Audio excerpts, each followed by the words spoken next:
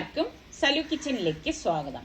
അപ്പം എന്നും ഇതുപോലെയാണ് പ്രഭാതം എന്ന് പറയുന്നത്. ആകെ മൂടി കെട്ടിയ ഒരു ആകാശമാണ് കേട്ടോ. അപ്പോൾ അത് കഴിഞ്ഞ ശേഷം ഞാൻ ഇതാ കിച്ചണിലേക്ക് വന്നു, ചായക്ക് വെക്കുകയാണ്. അപ്പം നിസാറിക്കയും സൽമാനും പള്ളിയിലേക്ക് പോയിരിക്കുകയാണ്. അപ്പം സാധാരണ നിസാറിക്ക നടന്നിട്ടാണ് പള്ളിയിൽ പോകുന്നത്. ഇപ്പം അടുപ്പിച്ചൊരു 3-4 ദിവസമായിട്ട് ഭയങ്കര മഴയല്ലേ. അപ്പോൾ കാർ എടുത്തിട്ടാണ് പോകുന്നത്. കാരണം 2 വീലറിൽ പോയി കഴിഞ്ഞാൽ തിരിച്ചു വരുമ്പോഴേക്കും നനഞ്ഞിട്ട് വരും. അപ്പം രണ്ടുപേരും കൂടി ഉള്ളതല്ലേ. അപ്പം പിന്നെ കാറും എടുത്തിട്ട് പള്ളിയിൽ പോയിട്ട് അതാ കറക്റ്റ് ടൈമിൽ അവരെത്തും കേട്ടോ. ഒരു 6 മണി അടുപ്പിച്ച് അവർ തിരിച്ചെത്തും. അപ്പോഴേക്കും ആ സമയം ഞാൻ ചായ റെഡിയാക്കി വെക്കും. പ്രത്യേകിച്ച് ഇതുപോലെയുള്ള മഴ സീസണിലൊക്കെ നമുക്ക് എപ്പോഴും നല്ല ചൂട് ചായയൊക്കെ ഇങ്ങനെ കുടിക്കാനായിട്ട് തോന്നും അല്ലേ. ഞാൻ വിചാരിച്ചു ഇന്ന് ചായക്ക് രാവിലെ കഴിക്കാനായിട്ട് മുട്ട മസാല ഇട്ടതില്ലേ, അതായത് മുളക് കുരുമുളക് പൊടിയൊക്കെ ഇട്ടിട്ട് ഒന്ന് പുഴുങ്ങിയ മുട്ട അതിലേക്ക് ഇട്ടിട്ട് ഒന്ന് ഇളക്കിയെടുത്തത് അത് ഉണ്ടാക്കാന്നൊക്കെ വിചാരിച്ച് ഞാൻ ഇരിക്കണം. അപ്പം ചായ റെഡിയായ ശേഷം അത് വെക്കാമെന്ന് വിചാരിച്ച് അപ്പോഴേക്കുണ്ട് അവരിങ്ങ് എത്തുകയും ചെയ്തു. ഇപ്പം അടുപ്പിച്ച ദിവസങ്ങളിൽ ഇപ്പം രാത്രിയാണെങ്കിലും നിർത്താതെയുള്ള മഴയാണ്. പണ്ടൊക്കെ ആണെങ്കിൽ ഒരു ഗ്യാപ്പ് ഉണ്ടാവുമല്ലോ. ഇപ്പം തീരെ ഗ്യാപ്പും മഴയ്ക്കും ഇല്ല എന്നുള്ളതാണ് വാസ്തവം കേട്ടോ. നമ്മളുടെ തിരുവനന്തപുരത്തുള്ള കാര്യമാണ് ഞാനീ പറയണത്. അപ്പോഴേക്കും അവർ വരുന്നുണ്ട്. അപ്പം നിസാറിക്ക് അവിടെ നിന്ന് വരുമ്പോഴേ ചായ എടുത്തോന്ന് ചോദിച്ചുകൊണ്ടാണ് വരുന്നത് കേട്ടോ. പിന്നെ ഞാൻ വിചാരിച്ചു ശരി ഇനിയിപ്പം ചായ ഒഴിച്ചു കൊടുക്കാം. മുട്ടയുടെ കാര്യം ഞാനിങ്ങനെ വിചാരിക്കുകയാണ്, ഇനിയിപ്പം എടുത്തിട്ടൊക്കെ വരുമ്പോൾ താമസിക്കുമല്ലോ എന്ന് വിചാരിച്ചു. കാരണം ഇതൊക്കെ നമ്മൾ ചൂടോടെ കഴിക്കുമ്പോഴാണല്ലോ ടേസ്റ്റ് കൂടുന്നത്. പിന്നെ ഈ ചായ അടിക്കുന്ന പാത്രവും ആ ചായക്ക് വെച്ച പാത്രം എവിടെ നിന്നാണെന്നൊക്കെ കുറേ പേര് ചോദിച്ചിട്ടുണ്ട് കേട്ടോ. ഞാൻ ഇതിനു മുൻപ് കുറച്ച് പേർക്കൊക്കെ ഉത്തരം കൊടുത്തിട്ടുണ്ടായിരുന്നു. ചായ അടിക്കുന്ന പാത്രം ഐക്കിയെന്ന് വാങ്ങിച്ചതാണ്. ചായ ഉണ്ടാക്കിയ പാത്രം ഇവിടെ സ്റ്റൈൽ പ്ലസിൽ പോയപ്പോൾ വാങ്ങിയതാണ്. അപ്പം എനിക്കത് കണ്ടപ്പോൾ ഭയങ്കര ക്യൂട്ടായിട്ട് തോന്നി ഞാൻ വാങ്ങിച്ചിട്ട് വന്നതാണ്.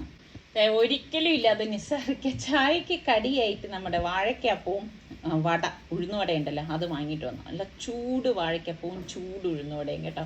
സാധാരണഗതിയിൽ നിസാറിക്കൊക്കെ ഇങ്ങനെ ഈ പുറത്തുനിന്നൊന്നും വാഴയ്ക്കപ്പം വട ഇതൊന്നും വാങ്ങിക്കണ ഇഷ്ടമില്ല. അവർ പേപ്പറിലൊക്കെ പൊതിഞ്ഞ് തരും എന്നൊക്കെ പറഞ്ഞിട്ട്. പക്ഷെ എനിക്ക് അങ്ങനെയൊന്നുമില്ല, ഞാൻ കഴിക്കാറൊക്കെ ഉണ്ട് കേട്ടോ. അപ്പം നിസാറിക്ക ഇന്നിപ്പം എന്തോ എനിക്ക് വേണ്ടിയിട്ടായിരിക്കണം വാങ്ങിച്ചുകൊണ്ട് വന്ന കൂട്ടത്തിൽ ഇങ്ങനെ കഴിക്കുന്നുണ്ട്. പക്ഷെ നല്ല സംഭവം, നല്ല കിഡിലൻ, ഈ മഴയത്ത് കഴിക്കാൻ പറ്റിയ ഐറ്റം. ചായ കുടിച്ചിട്ട് ഞാൻ പുറത്തേക്ക് നോക്കിയപ്പോഴേക്കും ഇതേ മഴ ചെറുതായിട്ടൊന്ന് തോർന്ന് കേട്ട് നിൽക്കാനായിട്ടാ. ഇങ്ങനെ ക്ലൈമറ്റ് മാറിയും തിരിഞ്ഞ് നിൽക്കുകയാണ്. രാവിലെയാണ്. കാരണം ഈ മഴ കാരണം, മഴയെന്ന് പറഞ്ഞു കഴിഞ്ഞാൽ ഒരു ചെറിയൊരു ഇടവേള മാത്രമേ ഇപ്പൊ കുറച്ച് തോർന്ന ടൈമാണ്. പക്ഷെ അങ്ങനെ നമ്മൾ ഒരു 5 മിനിറ്റിനുള്ളിൽ തന്നെ നല്ല ശക്തമായിട്ടുള്ള മഴ പെയ്യും. പല ഡിസ്ട്രിക്റ്റിലും റെഡ് അലേർട്ടും യെല്ലോ അലേർട്ടും ഒക്കെ ഉണ്ട്. പലയിടത്തും പ്രശ്നങ്ങളാണ്. തിരുവനന്തപുരത്ത് ഭയങ്കര മഴയാണ് കേട്ടോ. നിങ്ങളുടെ അവിടെയൊക്കെ ഓരോ ജില്ലക്കാരുണ്ടാവുമല്ലോ. എങ്ങനെയുണ്ട് മഴ? ഞാൻ റിച്ചു വിളിച്ചപ്പോ ചോദിച്ചു അവിടെ എങ്ങനെയാന്ന് ചോദിച്ചപ്പോ ഒരു ദിവസം പറഞ്ഞു നല്ല മഴയാണെന്ന് പറഞ്ഞു. 2 ദിവസം മുമ്പ് സുൽത്താൻ വിളിച്ചപ്പോ പറയുന്നു ബാംഗ്ലൂരിലും ഭയങ്കര മഴയാണെന്ന് പറഞ്ഞു. മഴ പെയ്ത വെള്ളപ്പൊക്കം അങ്ങനെയൊക്കെ വരുമല്ലോ. ചൂടിനൊരു ശമനം ഉണ്ട് കേട്ടാ. പക്ഷെ മെയിൻ ഇപ്പോഴത്തെ താരം ആരാണെന്ന് ചോദിച്ചാൽ ഈച്ചയാണ്. ഭയങ്കര ഈച്ച ശല്യം എന്ന് പറഞ്ഞാൽ എന്റെ റബ്ബേ, ഇവിടെ മോളുള്ളതുകൊണ്ട് ഇപ്പൊ പെസ്റ്റ് കൺട്രോൾ അടിച്ചിട്ട് തന്നെ കുറെ ആവുകയും ചെയ്തു. മറ്റേത് ഞാൻ മുറയ്ക്ക് ഇങ്ങനെ അടിച്ചു വന്നതാണേ. ഇപ്പൊ കുഞ്ഞുള്ളതുകൊണ്ട് അടിച്ചിട്ടില്ല. ഈച്ച എന്ന് പറഞ്ഞു കഴിഞ്ഞാൽ പല രീതിയിലും നോക്കി, ആരാണ്ട് പറഞ്ഞു വിനാഗിരി വെച്ച് തുടച്ചാൽ മതി എന്നൊക്കെ പറഞ്ഞു. ഇതൊക്കെ വെച്ചിട്ടും ഒരു ശമനം കിട്ടില്ല. അപ്പൊ നിങ്ങൾക്ക് അറിയുന്ന, അതായത് ഈച്ചയെ നമുക്ക് അകറ്റി നിർത്താൻ സാധിക്കുന്ന എന്തെങ്കിലും വഴികൾ നിങ്ങൾക്കറിയാമെങ്കിൽ ഒന്ന് ഷെയർ ചെയ്തേക്കണേ. അത് മറ്റുള്ളവർക്കും കൂടി ഉപകാരപ്പെടുമെങ്കിൽ വളരെ നല്ല കാര്യമില്ലേ. കാരണം അത്രമേൽ ഈച്ച ശല്യം. സാധനം ചക്കയും മാങ്ങ സീസണിലൊക്കെയാണ് വരുന്നതെന്നൊക്കെ പറയും. പക്ഷെ ഈ മഴ സമയത്ത് പിന്നെ ഇതുപോലെ തന്നെ പല മഞ്ഞപ്പിത്തോ അങ്ങനെയൊക്കെ പോലെ രോഗങ്ങളും ഒക്കെ വരുന്ന ടൈമാണ്. അപ്പം നമ്മള് പരമാവധി ചൂടുവെള്ളം കുടിക്കാനും, പിന്നെ ഈ പുറത്തുനിന്നൊന്നും ഈ കുപ്പിയിലെ വെള്ളമായാൽ പോലും നമ്മൾ വാങ്ങി കുടിക്കാതെയും പുറത്തുനിന്നുള്ള വെള്ളങ്ങളല്ല വെള്ളം ഉപയോഗിക്കാതിരിക്കുകയാണ് നല്ലത്. പുറത്തേക്ക് പോണെങ്കിൽ ഒരു കുപ്പി വെള്ളം തിളപ്പിച്ചാറ്റിയത് ബോട്ടിലാക്കിയിട്ട് കൊണ്ടുപോയി കുടിക്കുക. വന്ന കാര്യം പറഞ്ഞില്ല. ഇപ്പൊ കഴിഞ്ഞ വീഡിയോയില് നമ്മള് പെട്ടിയൊക്കെ വാങ്ങിക്കുന്ന വീഡിയോ കണ്ടപ്പോഴേക്ക് പലരും ചോദിച്ചായിരുന്നു എവിടേക്കാണ് യാത്ര എന്ന്. പക്ഷെ ഞാനത് ആ വീഡിയോയിൽ പറഞ്ഞിട്ടില്ലായിരുന്നു.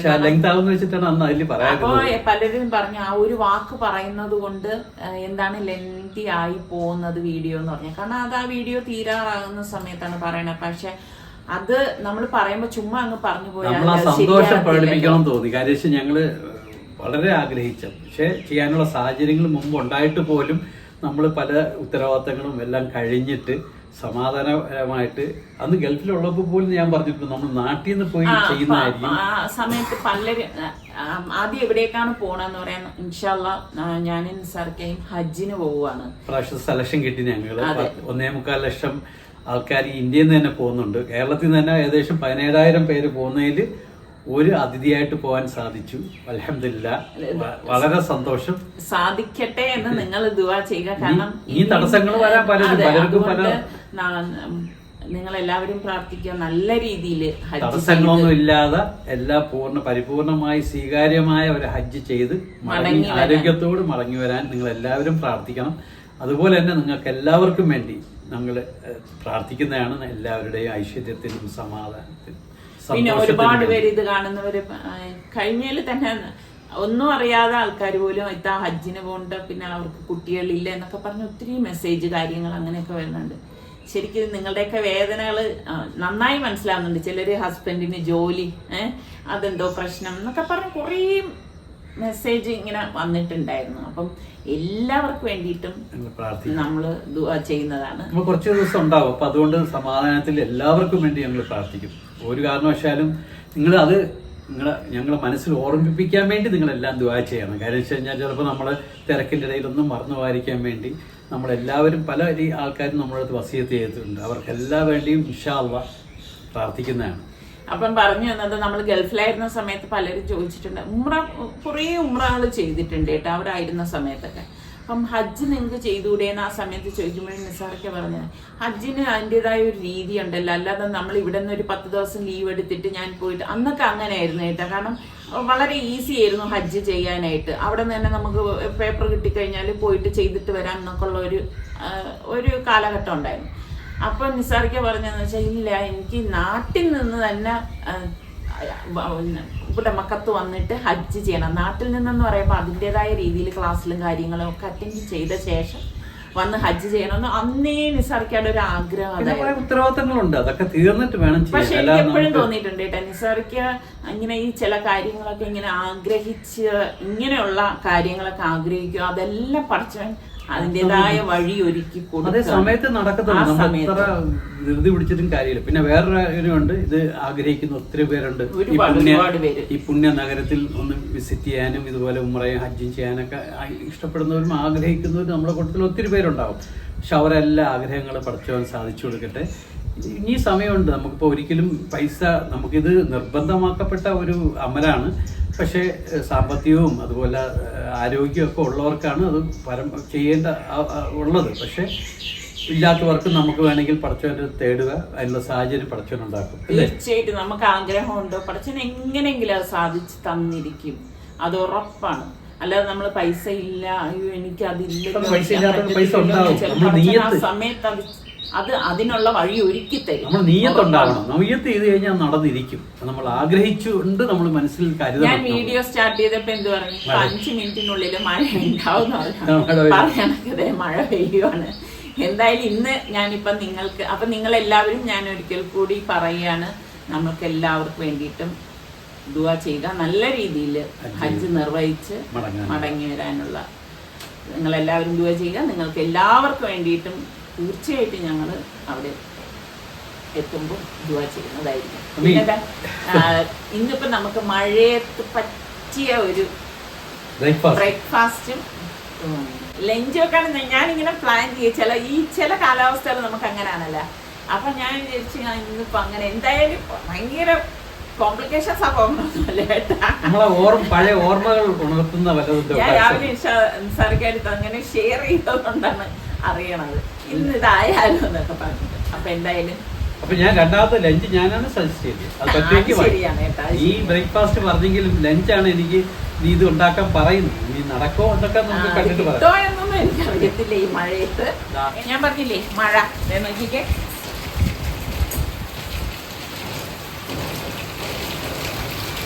ഇന്നത്തെ നമ്മുടെ വീഡിയോക്ക് മഴ എന്ന് പറഞ്ഞു.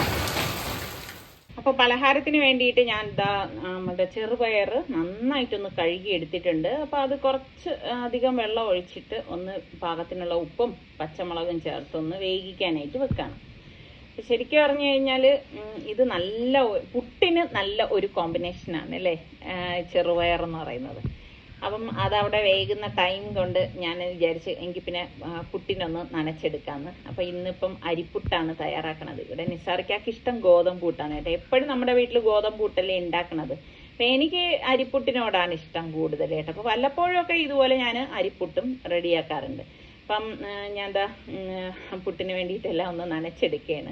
അപ്പം ശരിക്കും പറഞ്ഞാൽ ഇതൊരു എൻ്റെ കുട്ടിക്കാലത്തേക്ക് എന്നെ കൂട്ടിക്കൊണ്ട് പോകുന്നൊരു പലഹാരമാണ് കേട്ടോ. അപ്പോഴൊക്കെ ഞാൻ ചിലപ്പം വീട്ടിലാണെങ്കിലും പ്രശ്നം ഉണ്ടാക്കും, എന്നും പുട്ട് തന്നെയാണോ എന്നൊക്കെ ചോദിച്ചിട്ട്. എന്നും പുട്ടൊന്നും ആയിരിക്കത്തില്ല, പൊതുവെ കുട്ടികളൊക്കെ അങ്ങനെ ആണല്ല.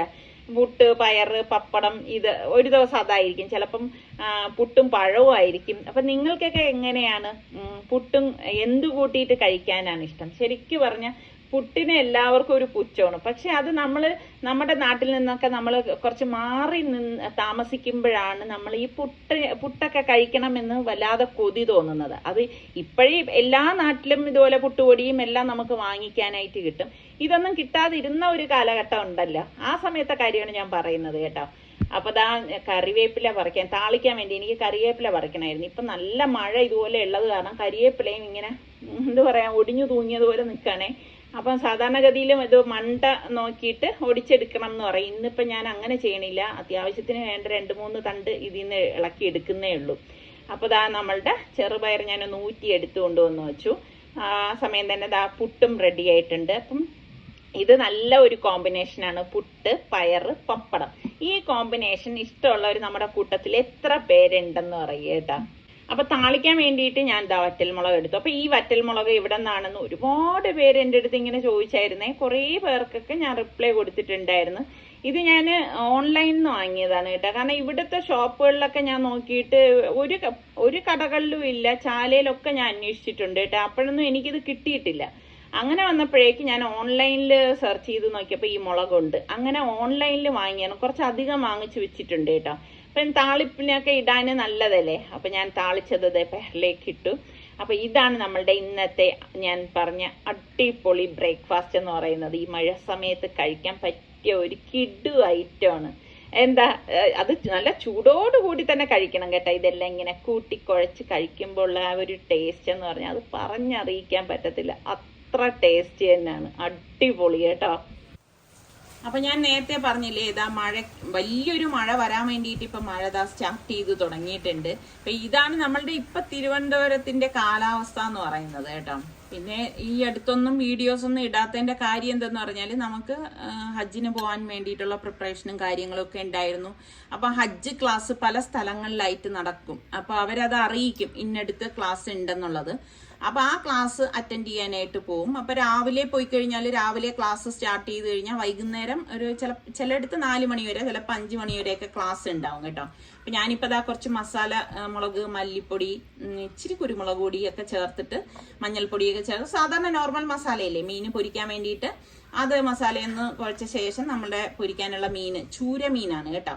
ഇതാ മസാല പെരട്ടി എന്ന് വെക്കാണ്. ചൂരമീൻ ആയതുകൊണ്ടാണ് മല്ലിപ്പൊടി ഞാൻ ഇതിലേക്ക് ചേർത്തത്. അപ്പൊ കുറച്ച് പരു എനിക്ക് കിട്ടിയിട്ടുണ്ടായിരുന്നു. അപ്പൊ അതും കൂടി ഇതിലേക്ക് ഇടണം. പരുവില് ശരിക്കും പറഞ്ഞാൽ നമുക്ക് മസാല പിടിക്കത്തില്ല, അതാണ് മറ്റൊരു വാസ്തവം കേട്ടോ. എനിക്ക് ഭയങ്കര ഇഷ്ടമാണ് മീൻ പരു എന്ന് പറഞ്ഞാൽ. നിങ്ങൾക്കൊക്കെ എങ്ങനെ മീൻ പരു ഇഷ്ടമുള്ള എത്ര പേരുണ്ട്? അപ്പൊ ഞങ്ങളുടെ ഇവിടെ അങ്ങനെ മീൻ പരുവായിട്ടൊന്നും എനിക്കങ്ങനെ വാങ്ങിക്കാനായിട്ട് കിട്ടിയിട്ടില്ല കേട്ടോ. ഇതാണ് നിസാറിക്ക പറഞ്ഞ ഐറ്റം കേട്ടോ, ചീനി. നമ്മുടെ ഇവിടെ മരിച്ചീനി എന്നാണ് ഇതിനെ പറയുന്നത് കേട്ടോ. ഓരോ നാട്ടിൽ ഓരോരോ പേരുകളിലല്ലേ ഇദ്ദേഹം അറിയപ്പെടുന്നത്. അപ്പൊ അതൊന്ന് കഴുകി വൃത്തിയാക്കിയ ശേഷം ഇതുപോലെ അരിഞ്ഞെടുത്തിട്ട് കുറച്ച് പച്ചമുളകും പാകത്തിനുള്ള ഉപ്പും ഞാൻ വേവിക്കാനായിട്ട് കുറച്ച് കറിവേപ്പിലയും കൂടി ഇട്ടിട്ടാണ് ഞാനിത് വേവിച്ചെടുക്കുന്നത് കേട്ടോ. കാരണം ഇത് തേങ്ങ അരച്ച് ഉടച്ച് എടുക്കാൻ വേണ്ടിയിട്ടാണ്. അപ്പൊ പെട്ടെന്ന് വെന്ത് കിട്ടുന്ന ചീനിയായിരുന്നു.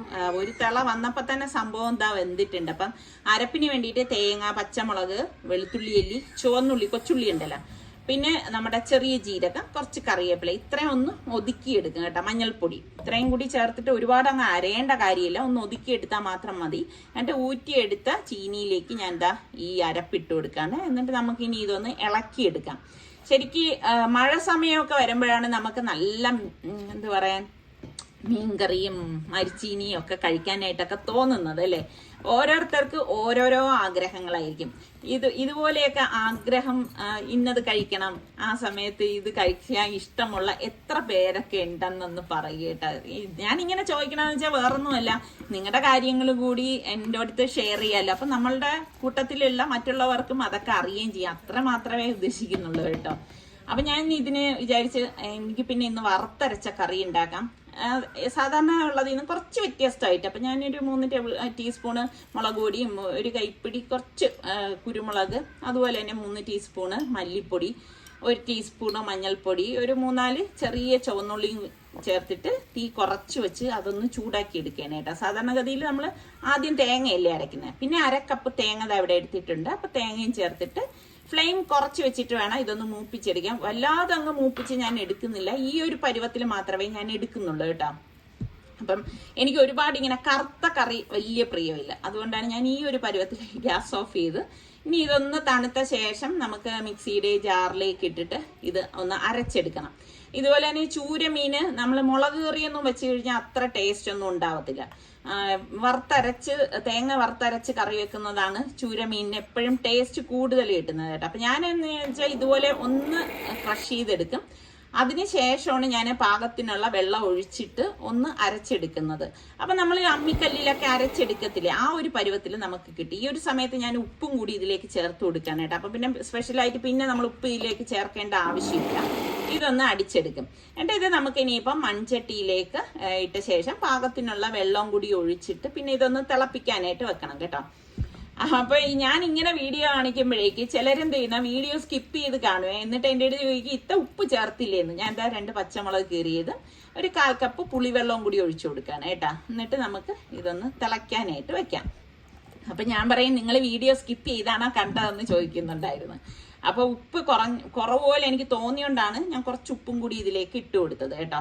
അപ്പം ഇതുപോലെ ഒന്ന് ഇളക്കിയെടുത്ത ശേഷം ഞാൻ മുരിങ്ങയ്ക്ക ഉണ്ടല്ലോ, നമ്മൾ വറുത്തരച്ച കറിയൊക്കെ വെക്കുമ്പോൾ മുരിങ്ങയ്ക്ക ചേർത്ത് വെക്കണതാണ് നല്ലത് കേട്ടോ. അപ്പോൾ മുരിങ്ങയ്ക്ക ഇട്ട് മീൻ കഴുകി വൃത്തിയാക്കിയതും കൂടി ഇതിലേക്ക് ഇട്ട ശേഷം നമുക്കിനിയിപ്പം ഇതൊന്ന് വേവിക്കാനായിട്ട് വെക്കാം. പിന്നെ കറിക്ക് നല്ല മണം കിട്ടണമെങ്കിൽ ചെയ്യേണ്ട കാര്യം എന്ന് പറഞ്ഞു കഴിഞ്ഞാൽ ഈ ഒരു സമയത്ത് നമ്മൾ കുറച്ച് കറിവേപ്പില കൂടി ഇതിലേക്ക് ചേർത്ത് കൊടുക്കണം കേട്ടോ. എന്നിട്ട് നമുക്കിതൊന്ന് പാതി മൂടി വെച്ച് കൊടുക്കണം, ഫുള്ളായിട്ട് മൂടണ്ട കേട്ടോ. അപ്പം ഒരു 5 മിനിറ്റ് ആകുമ്പോഴേക്ക് തന്നെ സംഭവം കിട്ടും, റെഡി ആയിട്ടുണ്ട്. നല്ല കുരുമുളകിൻ്റെ മണമൊക്കെ വന്നിട്ട് അടിപൊളി കറിയാണ് കേട്ടോ. ശരിക്കും ഈ ഒരു കറിയും മരിച്ചീനി എന്ന് പറഞ്ഞു കഴിഞ്ഞാൽ അതൊരു അടിപൊളി കോമ്പിനേഷൻ തന്നെയാണ് കേട്ടോ. അത് ഞാൻ നേരത്തെ പറഞ്ഞതുപോലെ ഇതൊക്കെ നല്ല ചൂടോടുകൂടി തന്നെ കഴിക്കുമ്പോഴാണ് അതിൻ്റെ ആ ഒരു ടേസ്റ്റ് ഇരിക്കുന്നത്. പിന്നെ പുട്ടിനും നല്ല ടേസ്റ്റാണ് കേട്ടോ ഈ ഒരു മീൻകറി എന്ന് പറയുന്നത്. മഴയൊന്ന് തോർന്ന സമയം നോക്കിയിട്ട് ഞങ്ങൾ ഇതാ ഒന്ന് പുറത്തേക്ക് ഇറങ്ങാണേ. ഇതുപോലെ പറ്റത്തുള്ളൂ, മഴ ഒന്ന് തോരുമ്പോഴേ പോകാൻ പറ്റും, കൊച്ചൊക്കെ ഉള്ളതല്ലേ. ഇതിപ്പം ആദ്യത്തെ ദിവസമല്ല, ഇതിപ്പോൾ 3-ാമത്തെ ദിവസമാണ്. പല ദിവസങ്ങളിൽ പോയാലേ പല സാധനങ്ങൾ വാങ്ങാൻ പറ്റത്തുള്ളൂ. ഈ ഹജ്ജ് ക്ലാസ്സിന് പോയപ്പോൾ തന്നെ അവർ കൊണ്ടുപോകേണ്ട ലിസ്റ്റും പോയിക്കൂടാത്ത ലിസ്റ്റും ഒക്കെ തന്നിട്ടുണ്ട്. അത് പല ഷോപ്പുകളിൽ നിന്ന് വാങ്ങിക്കേണ്ട സാധനങ്ങളായതുകൊണ്ട് നമ്മൾ പല ദിവസമായിട്ട് പോയി വാങ്ങുവാണ്. സ്കൂട്ടറിലാണെങ്കിൽ സൗകര്യമായിരുന്നു തന്നെ, വെച്ചാൽ എവിടെയെങ്കിലും പാർക്കിംഗ് ഒക്കെ കിട്ടും. ഇവിടെ കാറിൽ പോയി കഴിഞ്ഞാലുള്ള ബുദ്ധിമുട്ടെന്ന് പറഞ്ഞാൽ പാർക്കിംഗാണ് മെയിൻ ബുദ്ധിമുട്ട്. പക്ഷെ എന്തായാലും അതുപോലെ തന്നെ ഒരു കാര്യം പ്രത്യേകം ശ്രദ്ധിക്കാൻ പറഞ്ഞിട്ടുണ്ട്. ഈ മരുന്ന് കഴിക്കുന്നവർ ഈ ഡോക്ടറിൻ്റെ പ്രിസ്ക്രിപ്ഷനും അതുപോലെ തന്നെ കടയിൽ നിന്ന് വാങ്ങിക്കുന്ന ബില്ലും കയ്യിൽ വെക്കണമെന്ന് പ്രത്യേകം പറഞ്ഞിട്ടുണ്ട്. അപ്പം എന്തായാലും ഇതെല്ലാം മറക്കാതെ എല്ലാ സാധനവും വാങ്ങാമെന്ന് വിശ്വാസത്തിൽ ഇറങ്ങുവാണ്. അപ്പോൾ ഇതുപോലെ പല കാര്യങ്ങളും ഉണ്ട്, പുറത്തിറങ്ങല്ലേന്ന് അവർ പ്രത്യേകം പറഞ്ഞിട്ടുണ്ട്. യാത്രയൊക്കെ പരമാവധി ഒഴിവാക്കണം, ഫോണിൽ കൂടെ എല്ലായിടത്തും യാത്ര പറഞ്ഞാൽ മതി എന്നൊക്കെയാണ് പ്രത്യേകം പറഞ്ഞത്. അത് ഈ ഒരു ക്ലൈമറ്റും കാര്യങ്ങളും ഒക്കെ ആയതുകൊണ്ടാണ്. കാര്യങ്ങളൊന്നും വരണ്ടാന്ന് വെച്ചിട്ട് എന്തായാലും നിങ്ങൾ എല്ലാവരും ഞങ്ങൾക്കും ഞങ്ങളുടെ കുടുംബത്തിനും വേണ്ടി ദുആ ചെയ്യുക. ഇൻഷാ അല്ലാഹ് എല്ലാവർക്കും വേണ്ടി നിങ്ങൾക്ക് എല്ലാവർക്കും വേണ്ടി ഞങ്ങൾ പോകുമ്പോഴേക്ക് ദുആ ചെയ്യുന്നതാണ്. ഇൻഷാ അല്ലാഹ് ഇനി നമുക്ക് വീണ്ടും കാണാം. അതുവരേക്കും എല്ലാവർക്കും അസ്സലാമു അലൈക്കും.